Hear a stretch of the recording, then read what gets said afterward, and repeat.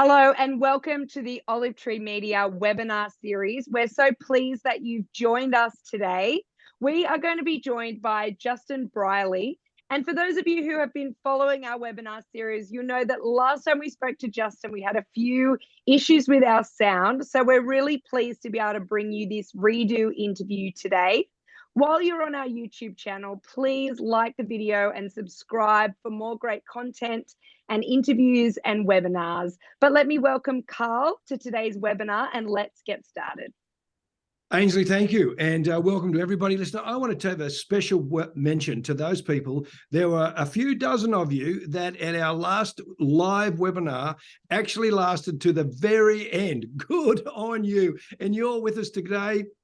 Fabulous. Really thankful that you're joining us. As Ainsley said, we're chatting to Justin Brierley. We had some technical issues. We didn't want to miss this conversation. So we're doing a fresh recording. And Justin, welcome to a second take of our webinar. Yeah, thank you so much, Karl. It'll be slightly deja vu, but I'm looking forward to opening up the contents of the book again. And I promise not to say at any point through this webinar, that's not what you said last week. Moving right on. And listen, for people, before we go to your book and the subject of our webinar, for people who hadn't heard of you or not sure about what you do, what were you doing with the Unbelievable radio show? Tell us about the Unbelievable radio show. Well, I started Unbelievable as a UK-based radio show on Christian radio in the UK about 17 and a half years ago. And really, it was about helping Christians to have better conversations with their non-Christian friends, neighbours, colleagues, and so on, by modelling what a good conversation hopefully might look like. And it grew in popularity because a couple of years after we started that just as a radio show, we moved over to podcasts. We were early adopters of that format. And really what happened then was a lot of non-Christians started listening as well, which was really exciting. So it became this very vibrant place for kind of this discussion between Christians, non-Christians, atheists, agnostics, and so on, and had quite a diverse audience as well listening. Went on to have a sort of a video format. I wrote a book, we had conferences, live events, and so on. So it was a wonderful sort of 17 and a half years while I was hosting that show, where I really got to engage with some of the brightest minds on both sides of the aisle. And yeah, just myself learn an awful lot. And I hope, I think the listeners and the viewers got an awful lot out of it too, not just in terms of understanding the arguments for and against Christianity, but also hopefully seeing good dialogue modeled and how we can go and have those kinds of conversations in the world. Now, you hinted at a couple of things there by saying you heard both sides of the argument and good dialogue modeled. For those who hadn't seen, you actually had one from one side of an argument, an atheist side of the argument, and one from a Christian side of the argument, and they had, as you said, good dialogue. Most of us see that on social media, and it's just this yell fest. How did the dialogue go? Was it good dialogue? Well, I think it does make a huge difference when you get people in person, actually, opposite each other. I think the problem with social media is you can sort of hide behind a keyboard.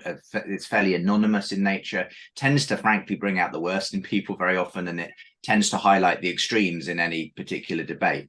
Whereas I think when you get two people in conversation together, it's much harder, to be rude to each other, to your face. And you just tend to have a more human kind of conversation. And I think, sadly, that's what technology and social media to some extent has stripped away. It's enabled us to live in these silos and just have these very combative sort of, just unhelpful in the end conversations. And so the format, I think, of the show, these long form discussions really helped to get past that. And that, a lot of people became friends in the course of having these conversations on the show. So for me, that was a big win.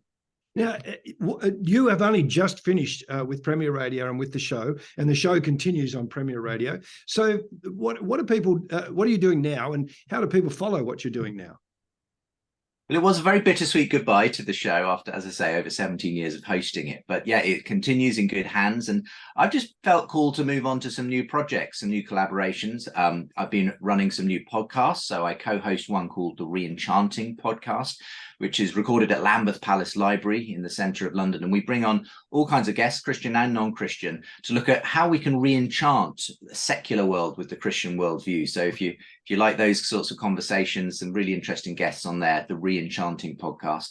Been guest hosting for another podcast called the Maybe God podcast, similar kinds of conversations on there, and a lot of speaking and quite a bit of writing as well, including this new book that I'm here to talk about today. But what I'm really excited about is probably not long after this show goes live, there's going to be a new podcast documentary series going out. It's based on the book, so it's a documentary series I'm hosting called The Surprising Rebirth of Belief in God. So there's lots going on, and if you want to keep up to date with any of it, people can register for my newsletter at my website. That's at justinbrierley.com. And an enormous surprise, the name of your book is The Surprising Rebirth of Belief in God. How surprising there, Justin. So this is the book, The Surprising Rebirth in Belief in God. And I met with Justin. We met in London with Jane, and Justin gave me a PDF of the book, but now it's actually out, and you can order your book, and make sure you go and order it, because after this conversation, that's a really significant read. And so as we chat through this, I want to go back to even when you started 17 years ago, when you started the Unbelievable radio show. Was that a response to the whole rise of the new atheists? Because really that started around the period that what we now remember as the new atheist gained great credibility.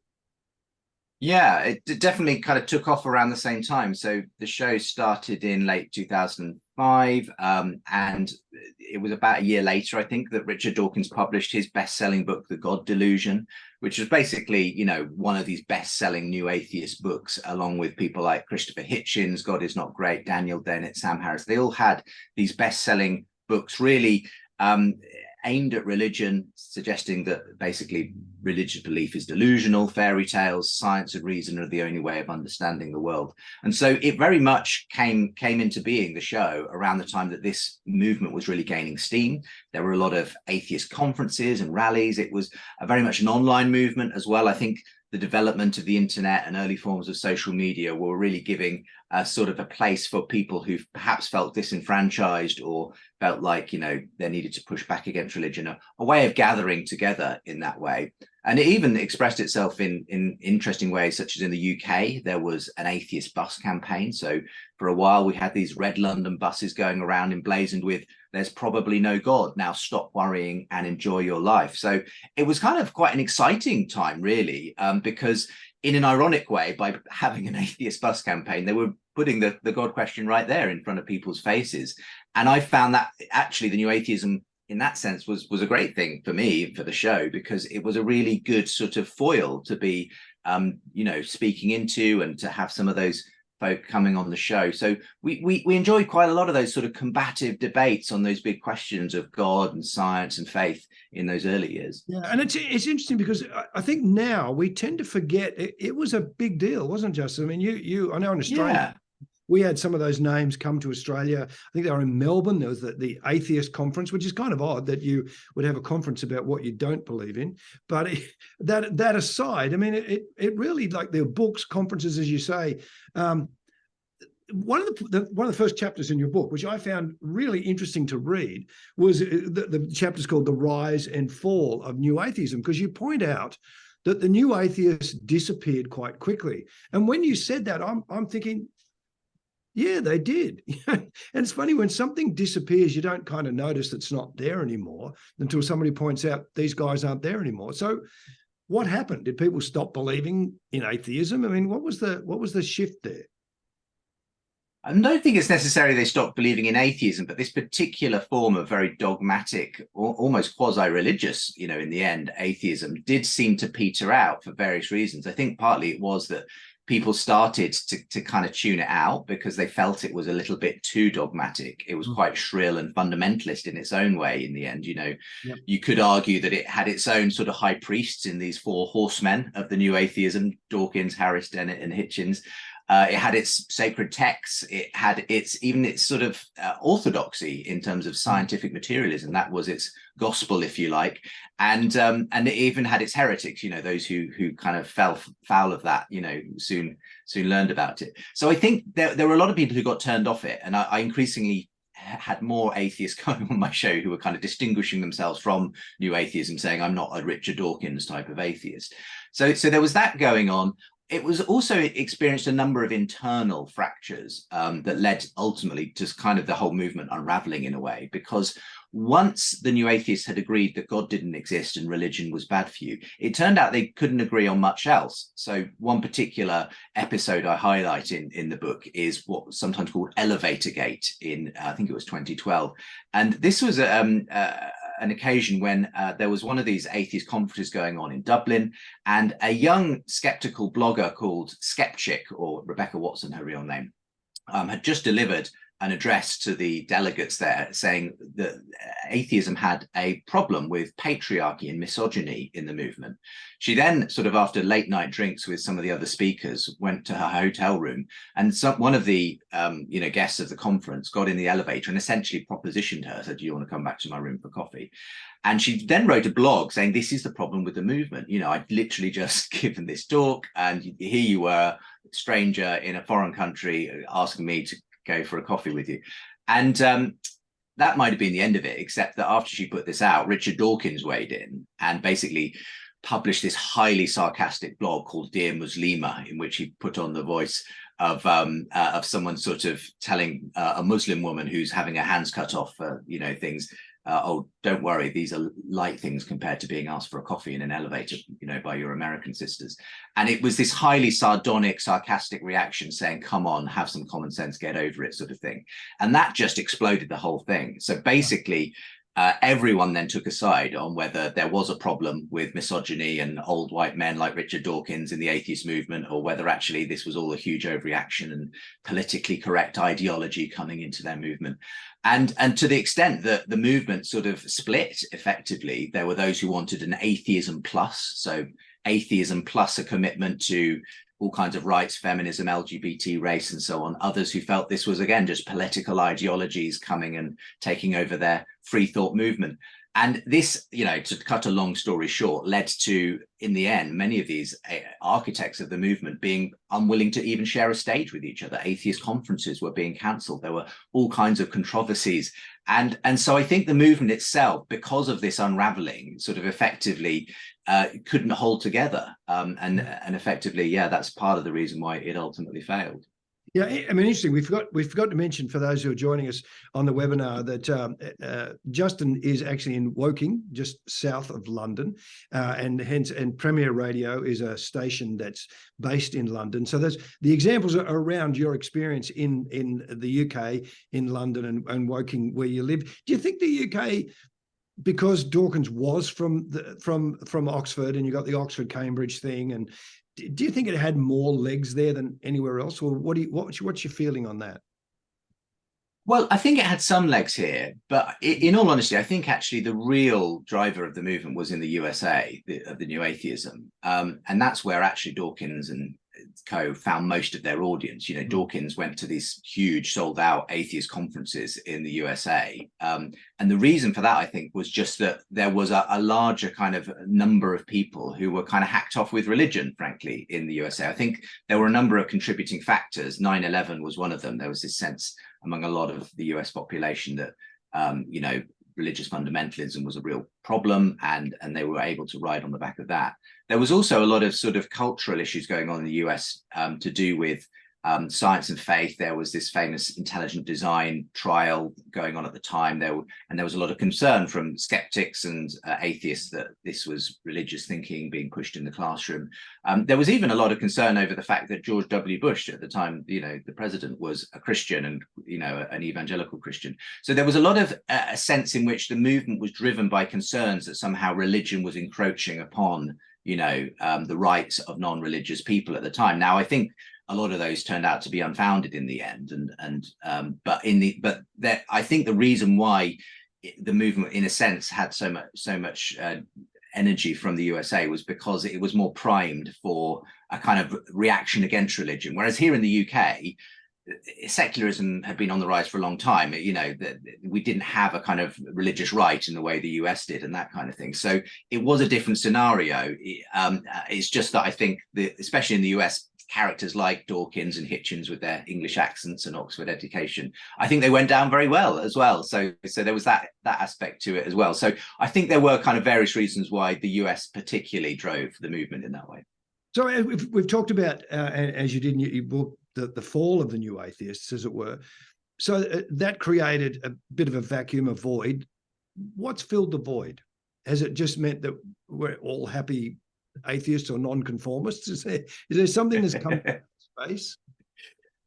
Well, it's interesting, isn't it? Because G.K. Chesterton famously said, when people stop believing in Christianity, they don't then believe in nothing. They have the capacity to believe in anything. And I think this is what the new atheists didn't quite realize, was that actually by taking away the Christian story, or by kind of completing that long process of secularization, which has gradually been eroding the Christian story in our consciousness, it didn't lead people to some kind of rational utopia where they would just believe in science and reason. People are, I think, instinctively religious, and they become religious about different things. And what I think has actually happened in our culture, and I think that even a lot of the new atheists are seeing this now, is that actually there's all kinds of other ideologies have come in the place of God, and they still have a quasi-religious sentiment to them and feeling to them. So you could talk about, on the progressive left, issues around sexuality and gender identity and all kinds of other sort of progressive social justice issues, which kind of stand in the place of religion or God for a lot of people, because this is how they find their meaning, their identity. And to question those identities is like questioning their, it's a sacrosanct thing. It is almost seen in a quasi-religious way. So I think that those things become, in that sense, the religious markers of people. And equally on the right, there are certain political mythologies that have, started to be the story and the sense of identity and meaning for people. It may be kind of faith in Trump, that's kind of driving those kinds of issues. So it's interesting to see the way that the culture has fractured in that way. And what's interesting is that the new atheists are no longer turning out to critique religion or, institutional religion. They've all stopped talking about that. And they've all taken sides in these culture wars, because they've realized, oh, it turns out Christianity wasn't this huge enemy. It turns out there's something far more dangerous, as far as a lot of them are concerned, in these new ideologies, which are actually right in their own front porch, in academia and everywhere else. And suddenly that suddenly is the thing that's taking up their time. I want to come back to that, but before we do, I want to go to the poem that yourself and N.T. Wright, who writes the foreword to your book, and yourself both refer to a poem. And the poem's written in 1876 by Matthew Arnold's, and it's called Dover Beach. Tell us, I know you can quote some of the poem for us. Tell us about what that poem's talking about and why both N.T. Wright and yourself in your book refer to the poem. That's right. So it's about 150 years ago. This was written by Matthew Arnold, 1867, a famous poem called Dover Beach. And it's got this particular stanza in it that's often been quoted to kind of represent the way in which secularism has come in. So this is the way he put it. The sea of faith was once too at the full, and round earth's shore lay like the folds of a bright girdle furled. But now I only hear its melancholy, long withdrawing roar. And that stood in his day, Matthew Arnold's day, for the incoming tide of secularism, science, technology that seemed to be replacing the need for God in his culture. And I think we've only seen that accelerate in the last 150 years. And people often quote that idea of the sea of faith having gone out, But then I was having a conversation a few years ago with Douglas Murray. Now, Douglas Murray is an interesting, again, secular intellectual. And he describes himself as a Christian atheist. Now, that may sound like a contradiction in terms, but the reason for that is that he doesn't believe in Christianity, but he still finds atheism doesn't actually give you purpose, meaning, or value, basically. And he recognizes that the Christian story in the West has done that for millennia. And he recognizes that most of the things he believes in terms of human rights, equality, dignity, that kind of thing, are essentially Christian inventions. They're things that came from the Christian worldview. And so he was in a conversation with me talking about this sort of fact that he's this sort of unsatisfied agnostic, basically, and talking about the fact that a number of his friends, people he respected, intellectual peers, had converted to Christianity in recent years.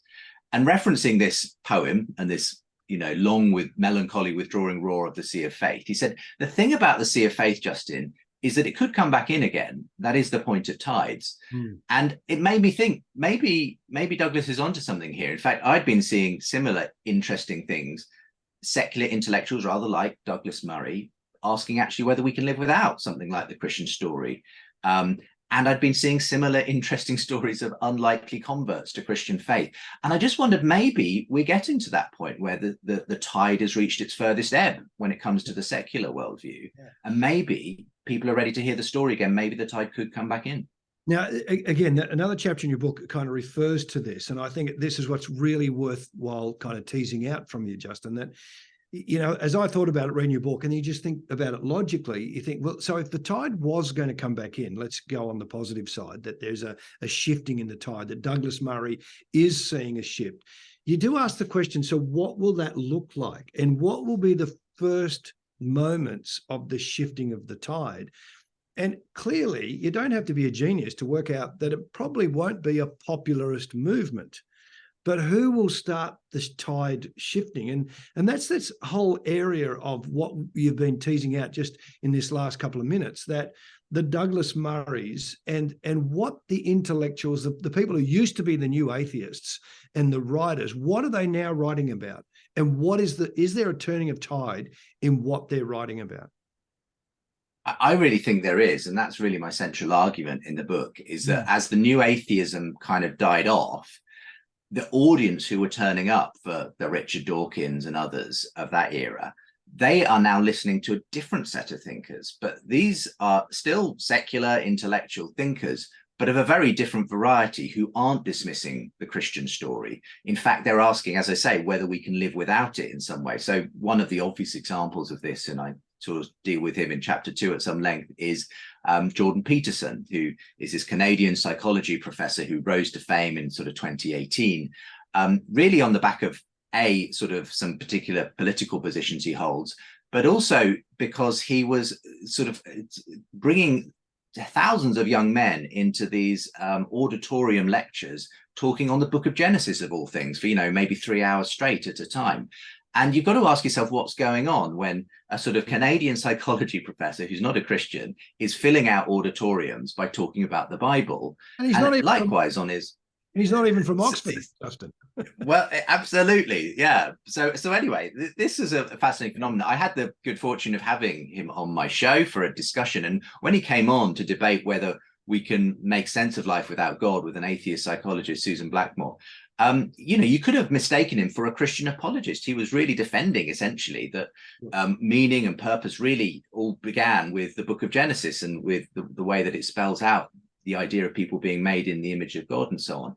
So he's a curious character because he himself sort of seems to veer just shy of being a Christian himself, but he nonetheless has opened the door to a lot of, intellectually switched on people to start taking Christianity seriously again, particularly taking the Bible seriously again. So he's one example of where I see this tide beginning to change, that in that kind of intellectual sort of sphere, you've got people like Peterson speaking into it. And I could name a number of others. I mean, if I could name one more at least, Tom Holland, not the Spider-Man actor in the Marvel movies, but a well-known popular historian here in the UK, fantastically successful podcast host of The Rest is History, but he wrote this best-selling book, Dominion, and it's all about the way in which the West has been shaped by the Christian Revolution. Again, Tom Holland isn't someone who necessarily would describe himself as a sold-out Christian or anything like that, but he himself recognized, as I spoke to him in several interviews, that his own position, he'd come to realize as a sort of, liberal Westerner, was entirely made up of the Christian worldview, because he'd kind of assumed, sort of as a sort of regular secular person, as he started to do his investigations into the world of the ancient Greeks and the Romans, that essentially his beliefs in human rights, dignity, equality, freedom were basically the sort of thing any civilized country would believe in. But what he came to realize is that that's not the way that the ancient Greeks and Romans saw the world. They lived in this world where slavery was a given, where people could be sexual property, where the lives of women and children were cheap, where the enslaving and killing of thousands of your enemies was a cause of triumph and celebration. And he realized that the values that they held were completely alien to his own. And where he got his views on human equality, dignity, rights, and so on, didn't come from them. It didn't come from science and reason either. It came specifically from Jesus Christ, this person who launched this revolution, which at the center of it had the idea that a God had given his life and died the death of a rebellious slave for the sake of the least, the last, and the lost. And for him, this was obviously, he realized, the thing that had actually shaped the way we think about life and what it means to be human. And when you've got people like him reminding his secular peers that their beliefs in human rights and so on are essentially Christian theology, then you've got something really interesting going on in the culture, where you've no longer got these secular intellectuals sort of poo-pooing and dismissing the Christian worldview. They're taking it really seriously and asking, well, how much longer might we have this stuff if we are losing the Christian story in the end? So that was what I was seeing, and that's very much what informs a lot of the content of the book. I want to come back and talk about a guest that you had, that you asked, and came back with a really interesting response about why he didn't want to be on the show. But we're going to take a short break now, and I know you're not going to go away because Justin's material is so engaging to listen to and to contemplate and think through. But right now we want to tell you that Olive Tree Media has put out a new series, and it's called Next Steps. We've taken 4 interviews out of our series, Faith Runs Deep, that we just released last year. And out of these 4 interviews, we're looking at the next steps that people will want to take. One of them, they're on commitment, they're on how do you understand Christianity, they're on service, and they're also about the decision to be baptized. Here's a 2-minute trailer on Next Steps. Next Steps is a short series built on the knowledge that no choice or step we take is an isolated incident. Every decision is a step down a path with inevitable outcomes, for good or for ill. The question for all of us is, where are our choices taking us? This 4-week series will look at the stories of 4 people, from an Australian Olympian to an ex-drug dealer, a mum who looks after troubled teenagers, and a successful businessman. Each of these people will tell some of their story and the choices they made. Yeah, I went to church with my new friend Lisa, and I heard the gospel. I heard about Jesus. I decided that this is what I wanted to live for. I wanted to live for Jesus. Asked God to forgive me, asked Jesus into my heart, and in the instant I started weeping and crying. And it was like, you know what, I became that little boy again that just wanted that father. It's like my Father in heaven came down and just said, son, it's all gonna be all right.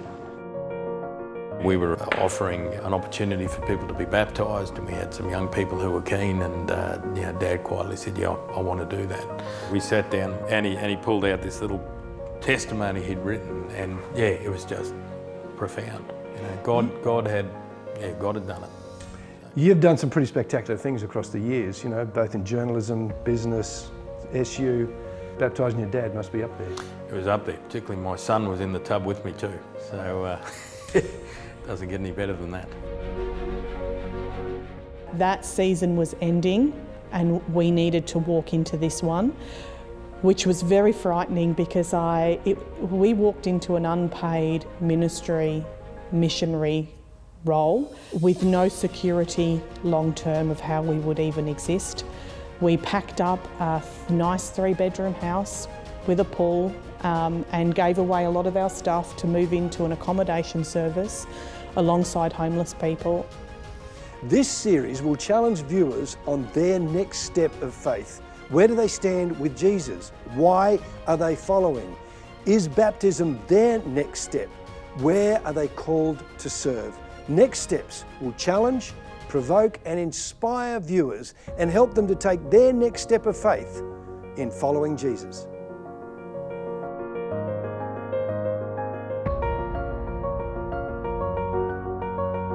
So there's Next Steps. Now, on the chat below, you'll see the opportunity to get a link to Next Steps. So just look down below the screen here. There will be a link to Next Steps. You have a look at that and get that from the Olive Tree Media website. Just before we went to watch the trailer on Next Steps, Justin was talking about Tom Holland, but you actually wanted to do a debate with an atheist. You contacted someone who you hadn't spoken to for about 10 years and asked him to take up the atheist side of the debate. Who was that and what was his response, Justin? Yeah, it's an interesting story because it really demonstrates how much the ground has shifted. But Peter Boghossian is quite a well-known sort of character, and back in 2014, when I invited him on my show to debate a Christian, he was a philosopher at Portland State University, and he was very much one of the new atheist crowd because he had recently published a book called A Manual for Creating Atheists. It was essentially exactly what it says on the title. It was a sort of a set of strategies for arguing believers out of their delusional beliefs, essentially. And when he came on the show, he basically, equated religious belief with a kind of a mental delusion. So about 4 or 5 years later, I was due to come to Portland to do a live event and was looking for 2 people to kind of have a discussion on stage. And I thought I'd reach out to him as someone I'd had on the show before. But when I reached out to him by email, he came back and it was almost like I was speaking to a different person, because he said to me, Justin, I just am not doing these kind of religious debates with people anymore. In fact, you'd be surprised at how much my views have changed on this. In fact, by and large, I don't see Christians as my enemies anymore. They're more my allies. And he said, I've now turned to fighting a far more pernicious evil. And I was intrigued, but I thought, okay, well, I wonder what's going on here. And in the end, what it turned out that Peter Boghossian was working on, along with a couple of other academic colleagues, was a set of bogus hoax papers that they were submitting to peer-reviewed journals, basically sending up a kind of area that you might call grievance studies. This is all kinds of academic pursuits which were being kind of taken over by particular ideologies where issues around feminism or patriarchy or race or whatever were all being put at the center of every academic discipline. And he was very concerned that this was creating a sort of a cancel culture on where if you didn't sort of subscribe to these particular ways of understanding the world, you couldn't get a hearing in academia. And so they had decided to go this route of actually creating these hoax papers, making all kinds of outlandish claims, just using the right kind of politically correct language and getting them published. Anyway, the thing was rumbled eventually, and it caused a huge controversy at the time, and they were raising this awareness.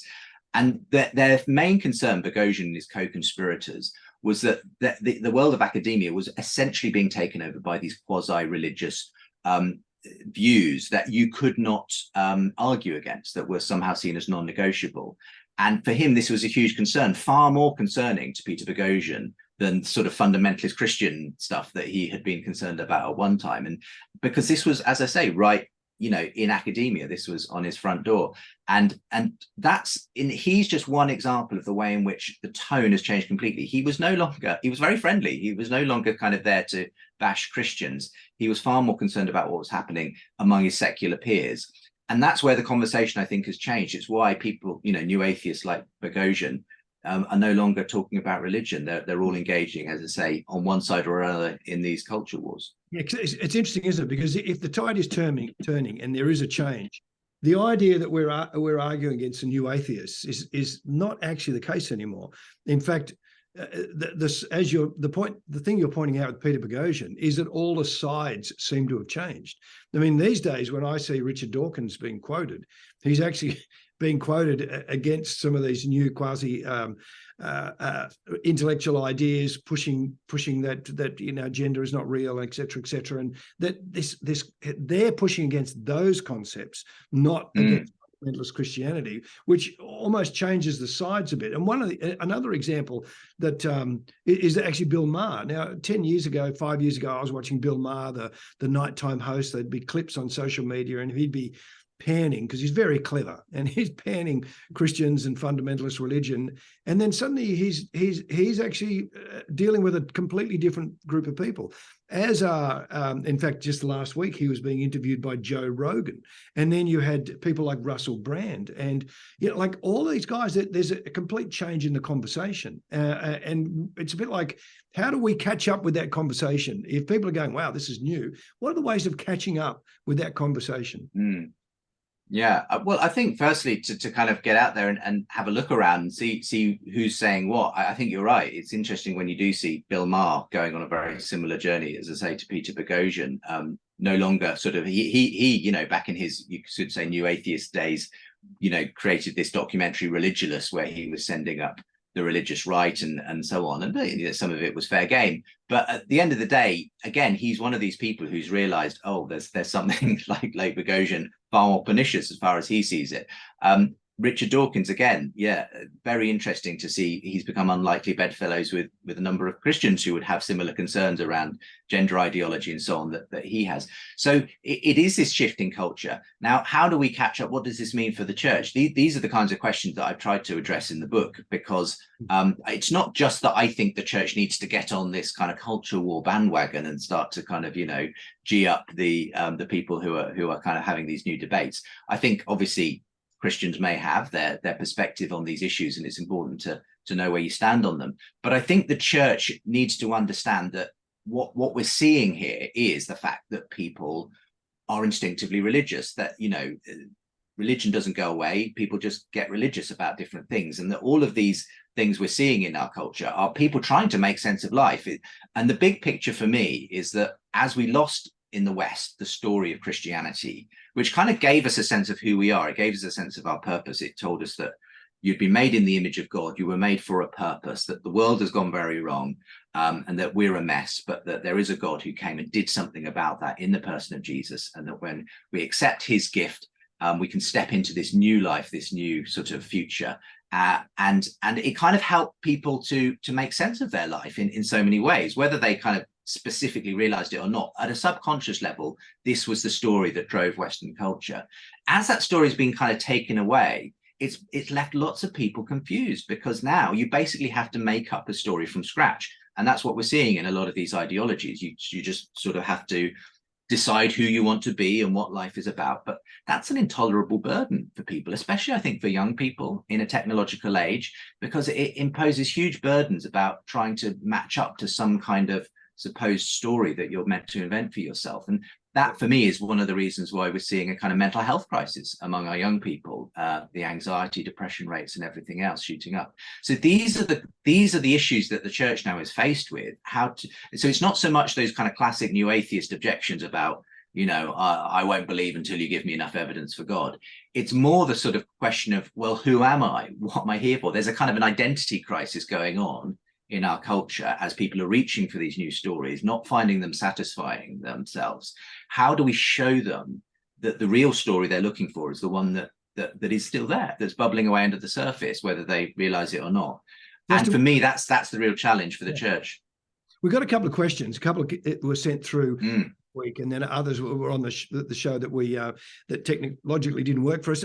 One of the questions is, has the shift back to religion been because people see Christian faith as reasonable, despite how the new atheists made it out, or is it because people don't think faith is entirely rational or reasonable? I mean, is that whole reasonable argument, because that's what you were just getting at, you seem to be saying that in response to this question, it's not about whether we see it as reasonable or not, but it's also about what works. Is that right? Yeah, exactly. I think there's been a shift back towards a more kind of practical sort of way of looking at faith, and that's very much the sort of approach that people like Jordan Peterson take. Is they're not so concerned with the sort of, can you show me that the Bible is historically reliable? They're more concerned about what works for people, and that actually what they're saying is, well, this worldview worked. It gave people a sense of identity and meaning and purpose, and actually that's what you're looking for, and that's what people are bereft of in today's culture. So I think that's right. I think there has been a move more towards people just accepting that some things work, that there's something psychologically powerful about the Christian story, and that therefore people are being willing to open it up again. Now, of course, I think for thinking people, they will inevitably need to ask the question, but does this make sense at an intellectual level? Or I don't just want something that's a kind of a nice idea and kind of makes me feel good. And that's, I think, where then you do still have that need for kind of the more quote unquote traditional apologetics, where you're making the case for why, yes, there really was someone called Jesus and he really did rise from the dead and so on.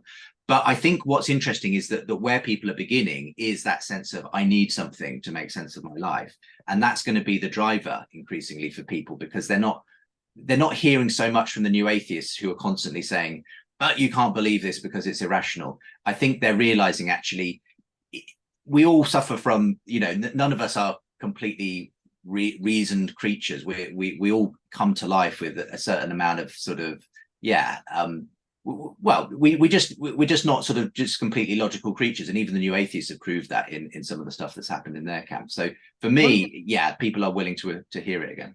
One of the questions got sent to us on an email this week is that talks about Matt talked about his son and the argument that you can never be sure what to believe is true. And he was sort of saying, you know, if you believe something now, how do you know you're not going to change your mind later in life and change your mind to another faith? So how can you be sure that what we believe now we're going to believe in the future? I mean, is that the kind of the classic apologetic question, and the whole shifting, because what we're saying here about society shifting ideas does that match in with what Matt's son's saying? Well, I can understand where Matt's son is coming from there, because it's always possible you'll change your mind. The problem is, if we live in a constant state of agnosticism, it's very difficult to live life in that way, where we simply never commit to any belief whatsoever. The fact is, whether we like it or not, we'll end up believing something, and our beliefs are often simply dictated in the end by the culture and whatever the cultural pressures are around us. So I would say all you can do is sort of look at the evidence and ask yourself what seems to be the best explanation of what's in front of me. I've done that for years, you know, hearing from lots of different perspectives, atheists, people of other faiths, and I've found the Christian story stands up. That actually the story that I described earlier of us being made in the image of God, and that God coming and rescuing us and us being able to walk into this eternal life that we're promised, makes sense of the evidence, both the evidence from science, the evidence from, you know, when I look at myself, when I look at the idea of human purpose, for me, now, could I change my mind? Of course I could. It's possible, anyone could. But sometimes you have to kind of sometimes stake your place and say, look, this seems to make sense, so I'm going to live on this. And that's what faith is. It's effectively saying, my best understanding, everything, you know, leads me to think that this seems true. Well, now I'm going to place some weight on it. I'm going to actually live my life as though it's true. And that is what having faith is. So if you could live your life never kind of, you know, investing in any story, but I think that's a kind of in the end, that's going to be a shallow kind of life, because it's a life where you just never take that step of faith in that sense. And we are creatures who are created to kind of put our weight onto a story. We're made kind of to live into a story, and I think this is the Christian story for me is the best story you can do that with. It's interesting, because in some ways, one way of looking at the new atheists in the last, you know, decade, more than a decade, is what happens when you take that story out of Western democratic nations, and their concept, their foundational idea was this will be a good thing, we'll be so much better off. And when they started to get in the ascendancy, the outcome was not what they wanted. And as you said, there's this sense of a void, not just in the community, but in people's lives. And that's clearly why people like Jordan Peterson resonate so strongly with a generation looking for something that's worthwhile. Yeah, it's a kind of law of unintended consequences. I think, you know, at the center of the new atheist there was this idea that I think they thought they were doing something good. Obviously, most people who do anything are doing it for what they believe are justified reasons.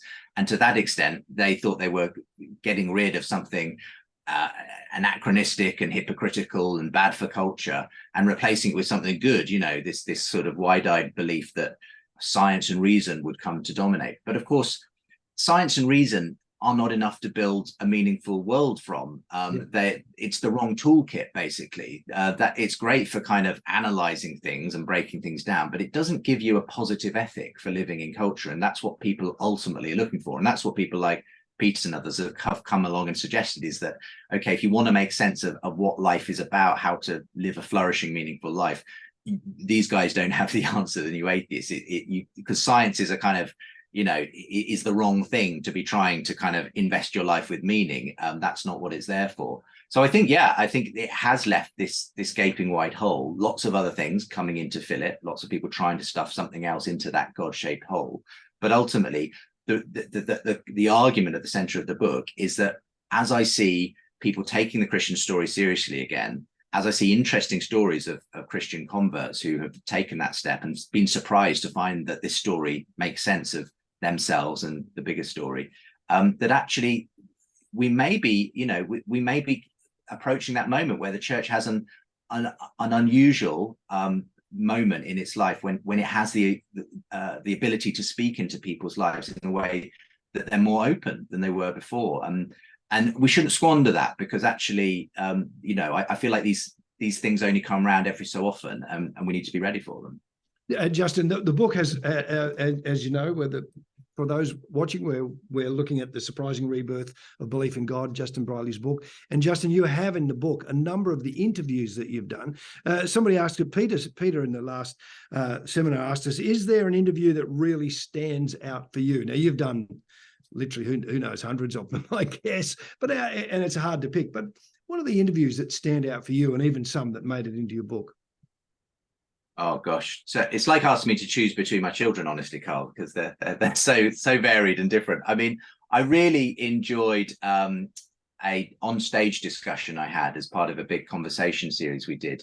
This was filmed in California, I think in 2019. John Lennox is a wonderful Christian thinker who's a scientist and philosopher of science by background at Oxford University. He kindly came out to California to take part in a discussion with Dave Rubin, who is a talk show host on YouTube, very successful sort of talk show. Dave Rubin's an interesting character. He kind of had a political conversion. He was once on the left wing, and he kind of had a conversion to the right wing.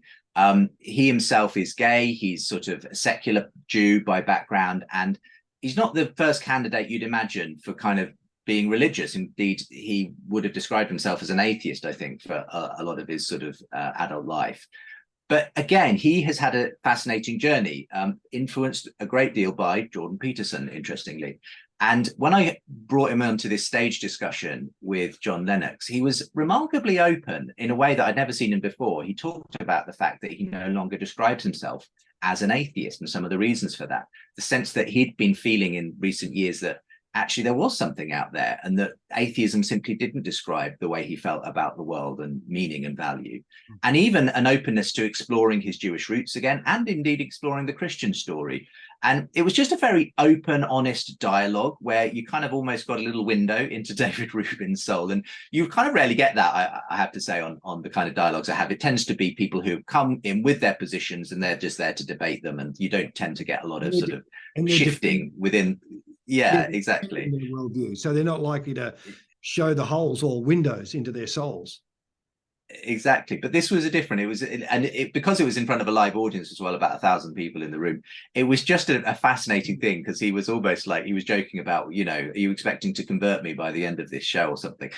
So it was just very memorable, a very warm, encouraging encounter. And for me was another example of the way in which the ground is shifting in this area, and people are changing in that way. So that would be one. I also really enjoyed just quite recently a conversation with Paul Kingsnorth, who again is one of the people I talk about in the book, who's an unlikely convert to Christianity. He's a celebrated author and poet here in the UK, a background in environmental activism, but he went through a fascinating journey of sort of teenage atheism, winding up for many years as a Buddhist, even going into Wicca, because he says he was always looking for something to worship. He couldn't get away from that, and he tried kind of looking inside himself in Buddhism, trying to worship nature with Wicca. Eventually, to his own great surprise, and to the great surprise of many of his readers, he became a Christian.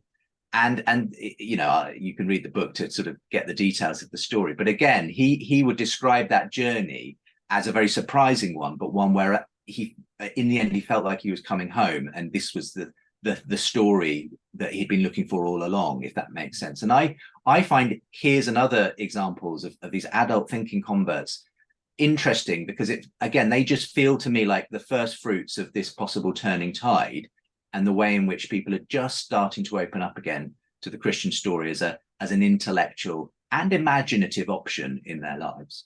Now, in this process, you said, if there is a shifting and a turning of the tide, it's really important that the church doesn't waste this opportunity.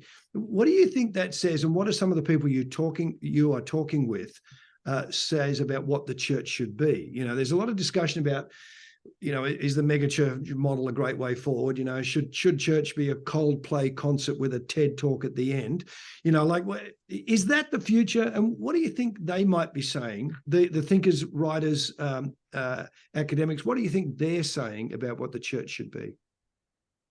Well, what's interesting is whenever I speak to some of these secular intellectuals who are sort of wistfully kind of open to Christianity, there's just a chance they might like to go back to church because they can see the value that it could hold for them. One of the things they often say is, if I were to go back to church, Justin, then I wouldn't want to go back to a kind of dumbed down, lukewarm version of the Christian story. And I think that's their concern sometimes, is that when they look at the church, sometimes in the mainline denominations, they see something that's just sort of almost indistinguishable from the culture in terms of its ethics and outlook. And they say, well, I can already get that in the culture. What would be the point of turning up for that? If it's more in the kind of evangelical megachurch model, they see a sort of, like you say, Coldplay and TED Talk kind of model. They're like, well, that exists and probably Christians are doing a second-rate version of it. So do I really want that? And what a lot of them have said to me is, look, I'd rather you kept Christianity weird. Don't try and constantly make Christianity so palatable that it becomes indistinguishable from the rest of culture. I'm not looking for some sort of warmed over secular humanism. I'm not looking for the Coldplay concert. So a lot of these thinkers, interestingly, are going often down a more kind of ancient route. They're looking for more ancient models of church, liturgical. So Paul Kingsnorth, who I mentioned earlier, he's gone into Eastern Orthodoxy. That's where he has found a very ancient form of meaning and liturgy that just makes sense, that speaks to his soul in some way. Tom Holland, who I mentioned earlier, when he does go to church, he goes to the oldest church in London, very Anglo-Catholic, because he just finds the sense of mystery and awe and its rootedness in the past, which is important for him, really helps him to kind of imagine what this would be like if it were true, if you know what I mean.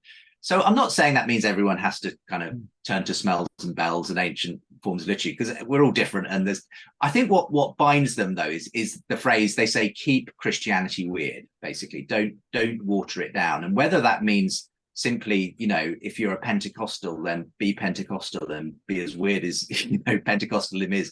And if you're a kind of high church person, claim all of the weirdness of that tradition. I think what they're saying is, we want something that looks different from the culture. We're kind of bored of this story we're being told in culture. It's anemic, it's pallid, as Tom Holland likes to say. And so they want something that's colorful, vibrant, different, stirs their imagination. So I think that's a helpful lesson maybe for the church to take away, is not to make it so relevant you kind of become irrelevant in that way.